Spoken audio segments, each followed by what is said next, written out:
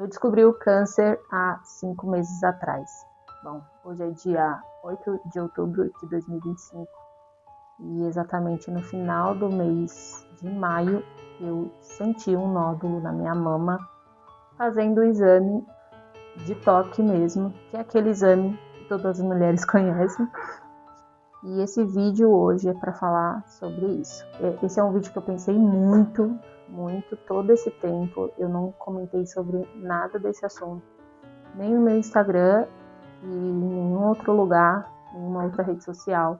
As pessoas que sabiam desse assunto eram pessoas muito próximas a mim e eu decidi guardar essa informação, eu decidi não contar, né? Não era o momento de fala, mas agora eu sinto que é o momento de fala. Até porque psicologicamente eu consigo lidar melhor com o assunto hoje do que há 5 meses atrás. Então esse é um assunto muito importante para mim, não é um assunto muito leve, mas para mim é um assunto muito importante e eu creio que possa ajudar outras pessoas. Eu vim falar como que foi para mim descobrir e ter que lidar com esse assunto e o meu cotidiano de vida. O meu primeiro contato com câncer foi através da minha mãe. Antes dela, eu não tinha por que me preocupar com câncer. Não tinha por que pensar em câncer, né? O câncer, ele é uma coisa que mexe muito com as pessoas. Às vezes a gente assiste na televisão que as pessoas morrem de câncer, mas que as pessoas também são curadas de câncer. Então, quando eu tive contato por causa da minha mãe, e a gente recebeu aquela notícia, sua mãe tem câncer de pulmão. Pra mim, foi assim, tá bom, tá com câncer de pulmão, então vamos lá. A gente, né, vocês trabalham, vocês tratam da minha mãe e ela vai ficar bem, ela vai voltar pra casa.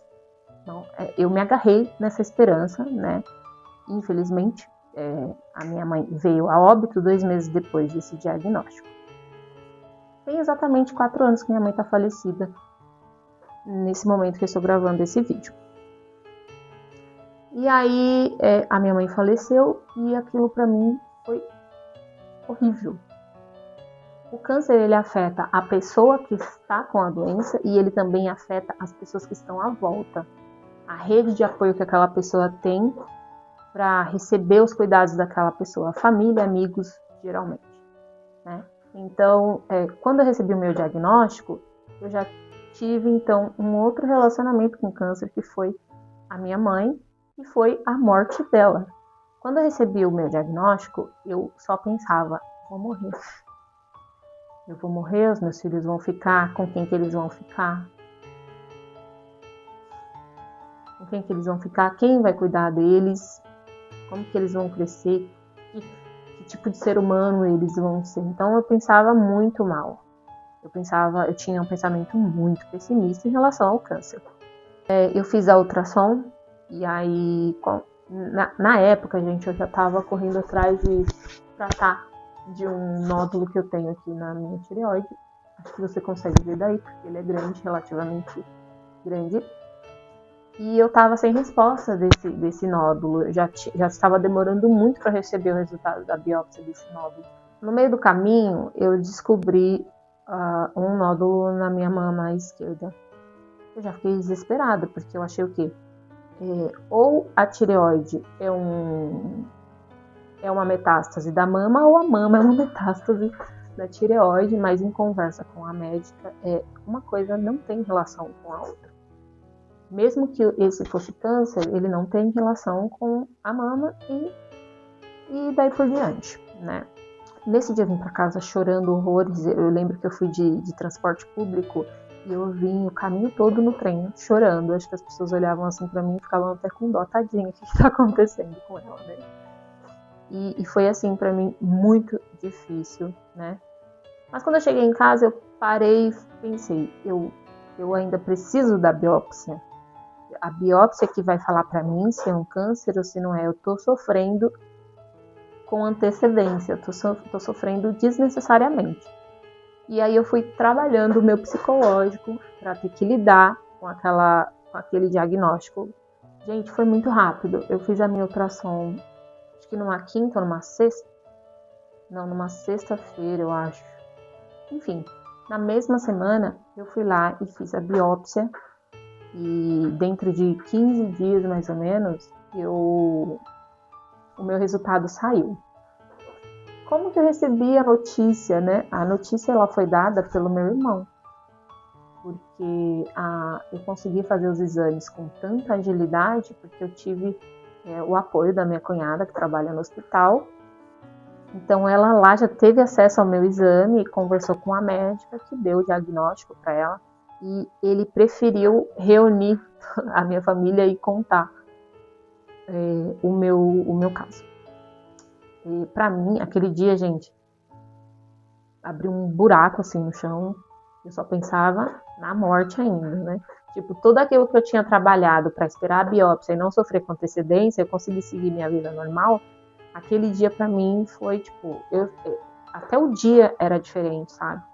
O clima era tenso, era estranho pra mim. E ok, e eu decidi trabalhar, eu tinha um trabalho pra fazer no outro dia, gente, eu fui trabalhar com a cara inchadíssima.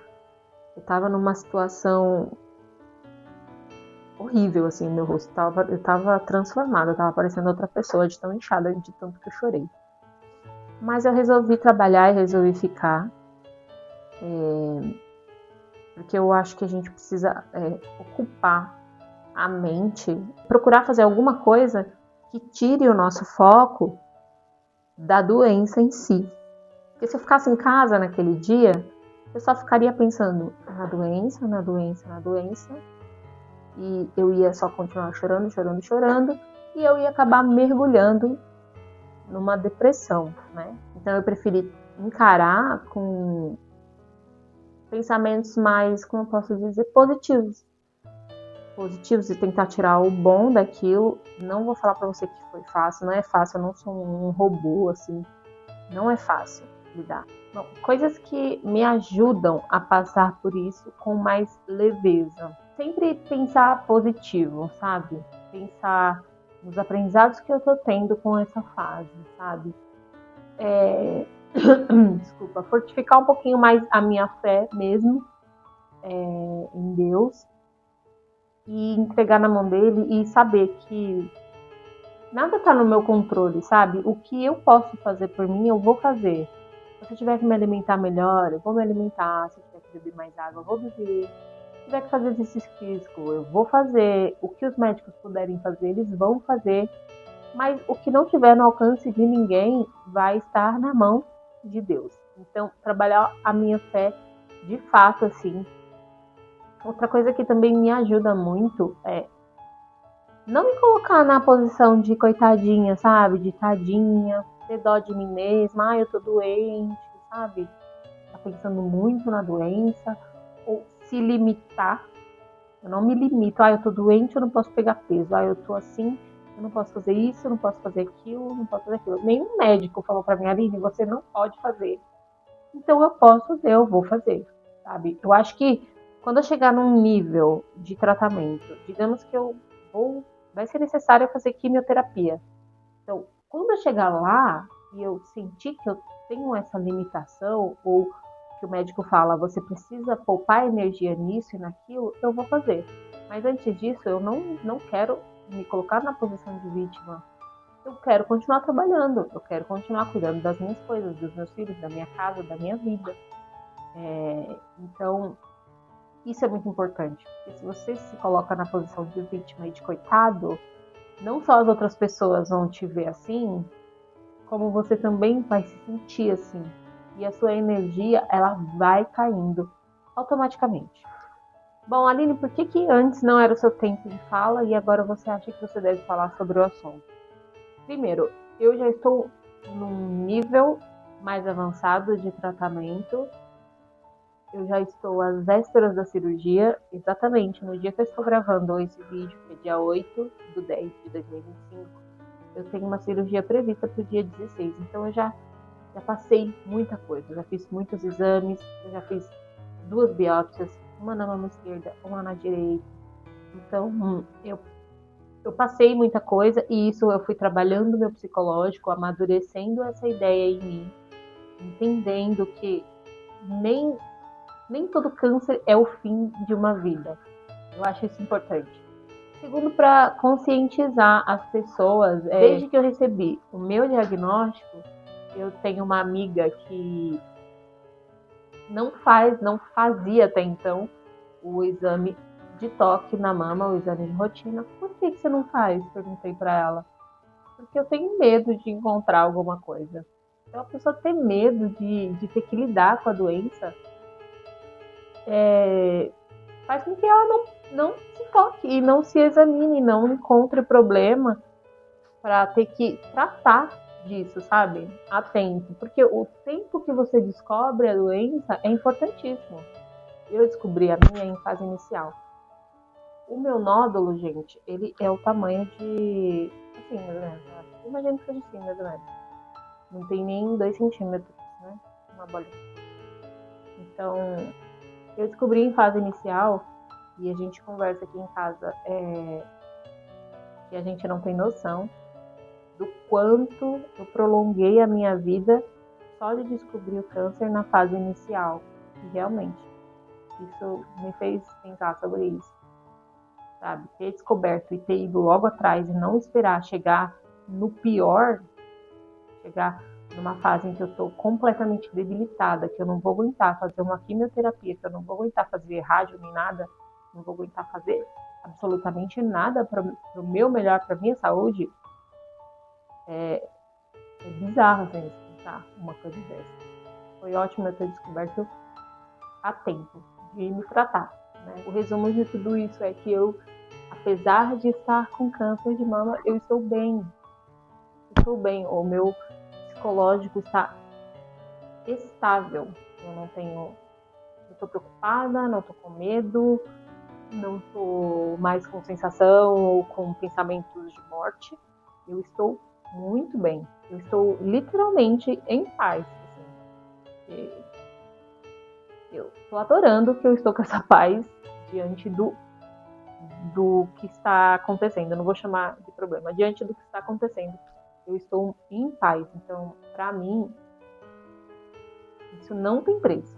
Bom, então que esse vídeo tenha ajudado alguém de alguma forma, que tenha conscientizado, principalmente mulheres, né? Que o câncer de mama ele também dá em homem, mas é mais frequente em mulheres, mas que não seja só conscientizando as pessoas a fazerem exame de mama, mas o câncer dá em qualquer parte do corpo, né? Que vocês sempre busquem o melhor para a saúde de vocês, nunca deixar chegar num nível extremo para poder se tratar. Não tenham medo de encontrar a doença, tenha medo simplesmente de que a doença tome conta de você, tire a sua autonomia, a sua utilidade, a sua qualquer coisa de você, tire a sua própria vida. Um exemplo bem forte para ser dado aqui. E é isso, gente. Se alguém tiver alguma dúvida, alguma pergunta, pode deixar para mim aqui no vídeo aqui embaixo. Eu vou tentar responder o mais rápido possível. Posso ter deixado passar alguma coisa, ter deixado de falar alguma coisa. Então eu vou tentar sempre esclarecer o mais rápido possível e da melhor maneira possível. Eu quero deixar bem claro que essa é a minha experiência de vida, que o que eu tô passando o que eu tô passando aqui para vocês não substitui uma consulta com o médico, não substitui exames médicos, tá? Isso é só a minha experiência. Eu espero que você tenha força psicológica o suficiente para lidar com questões de saúde, porque a sua mente, ela guia todo o seu corpo. Então, você tem essa força psicológica para conseguir lidar com a situação. E é isso. Se inscreve aqui no canal. E eu fiz alguns outros vídeos de vlog durante o tratamento, dias de exame, esse tipo de coisa. Eu também vou colocar aqui. E é isso, gente. Fiquem bem. Não esqueçam de se examinar. E é isso. Beijo. Tchau, tchau.